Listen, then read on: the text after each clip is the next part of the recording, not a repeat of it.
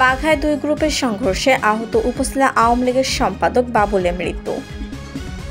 নিজস্ব প্রতিবেদক M A মামুনের পাঠানো তথ্যছবিতে বিস্তারিত।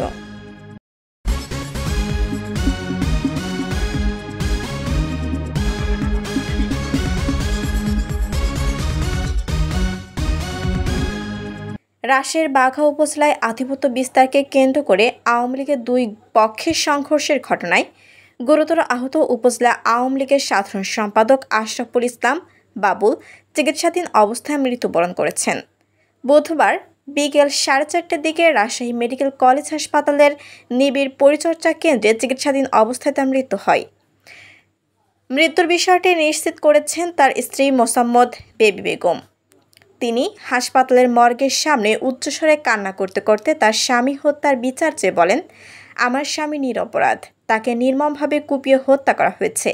আমি খুনিদের প্রত্যেকের ফাঁসি চাই, প্রাণের বদলে প্রাণ চাই।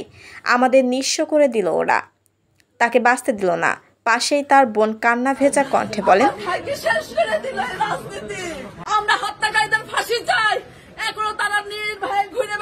এ বিষয়ে রাজশাহী মেডিকেল কলেজ হাসপাতালের মুখপাত্র ডাক্তার শঙ্কর কে বিশ্বাস বলেন, উনার মাথায় ধারালো অস্ত্রের গুরুতর জখম ছিল। অবস্থার অবনতি ঘটলে সিটি স্ক্যান রিপোর্টের মাধ্যমে জানতে পারি উনার মস্তিষ্কে রক্তক্ষরণ ঘটেছে। পরবর্তীতে অপারেশন হয়। তারপর থেকে উনি আইসিইউতে চিকিৎসাধীন ছিলেন। অবশেষে চিকিৎসাধীন অবস্থায় আজ বিকেল 4:30টায় মৃত্যুবরণ করেছেন। শিলা আক্তার, ডেস্ক রিপোর্ট, চ্যানেল এ নিউজ।